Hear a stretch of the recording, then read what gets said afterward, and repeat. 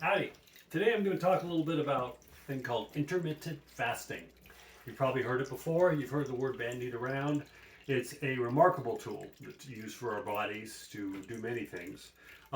There's many studies that have been out for a long period of time that's taken cases of different cultures, tribes around the world for centuries, and one thing that connects them all to longer lifespans and longer and good health. And one thing is that the culture always had some sort of fasting in their routine. Fasting is a tremendous tool. Now, there's a fine line between fasting and starving ourselves. We do not want to be starving ourselves like the people who go out and diet and don't eat for 4 days or eat like really low caloric diets.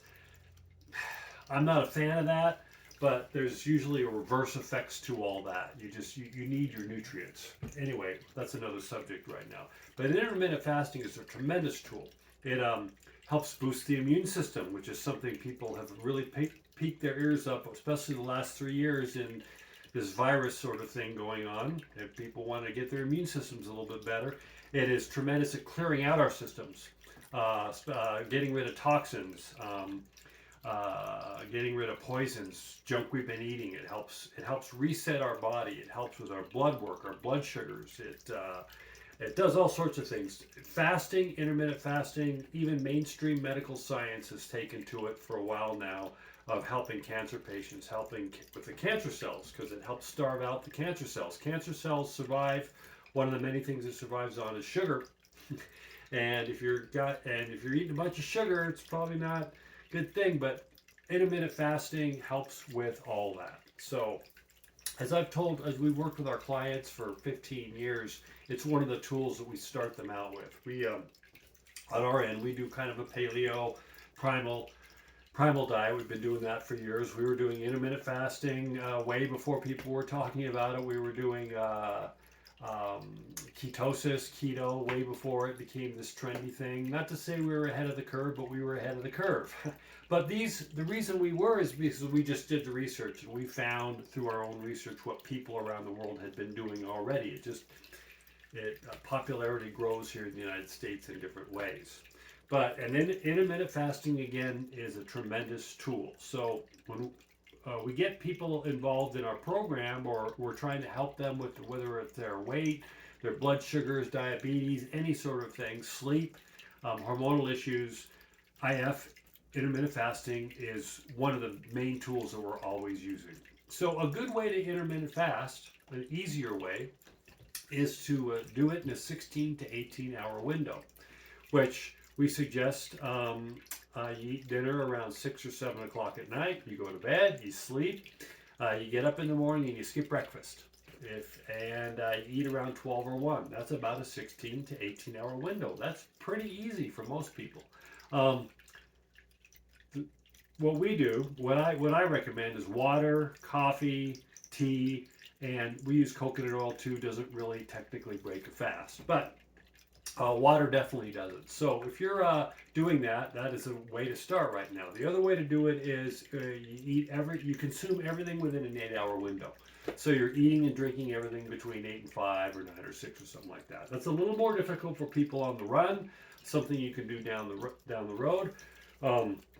I recommend to people that you start it and try it once, see how you're feeling. If you get that completely unhangry feeling in the morning, you have to eat, well, eat. This is all about the long game. Everything that I teach people about nutrition and about changing our body and changing our habits is the long game. Like, where do you want to be in 5 years, 10 years from now?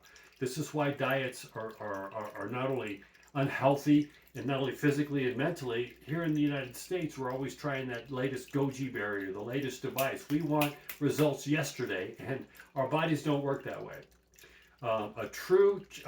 To exact true change, it has to be a lifestyle change. So I have clients that get tired of me saying it all the time. I say 2 words to them: consistency and patience. Patience, which many Americans don't have, myself included in my old days. So back to intermittent fasting. So I recommend, if it seems to be working for you, you try doing it. We recommend 3 to 5 days a week. Now, the real key here is what you're eating too. If you're going to go ahead and fast or do an intermittent fast, and then you end your fast at noon the next day, and you're eating pancakes with the fake syrup on it or a bunch of sugar, it's one step forward and two steps back. So what you're consuming is just as important when you're starting to do these tools towards breaking your body. So you want to eliminate sugar. Just so you know, when we get clients in, we usually get a lot of our clients come in and they're at their last legs. These clients are just done. They're not in good shape, and so we have to get their blood sugars back and their bodies zeroed out. And that means we basically cut all sugars, most carbs, processed foods, get them on a high fat, medium protein, and lower carb diet, lower carb intake.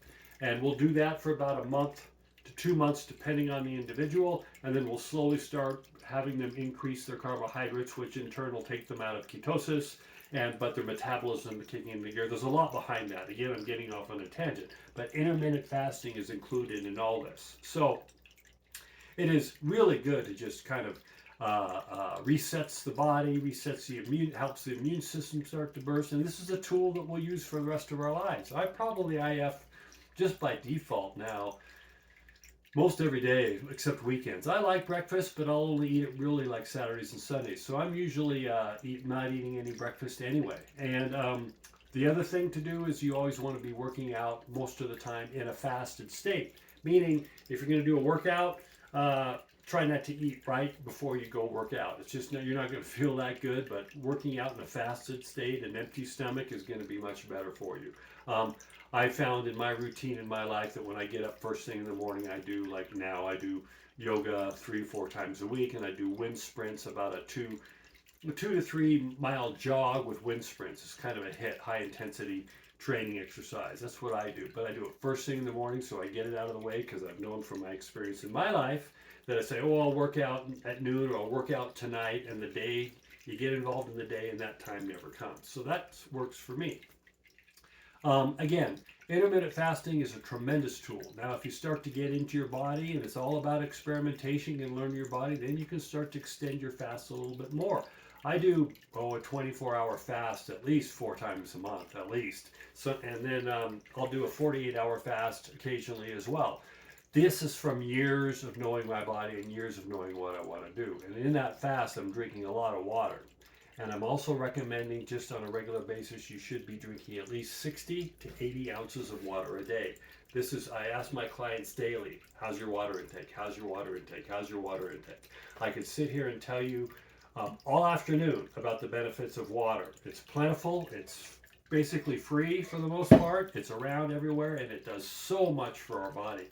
Most Americans, I'm generalizing here, don't drink enough water. And Cokes and sodas and all those don't count. Plain water. So that's a little bit on intermittent fasting. So try it. 16-hour window. You eat dinner, you sleep, you get up, you eat lunch about 12 or 1 the next day. That's an intermittent fast. Very important what you're putting in your mouth after that fast. It's got to be good food. Salads, protein, fat of some sort, but don't use the garbage or the sugar or stuff like that. You're not going to get anywhere. That's it for now.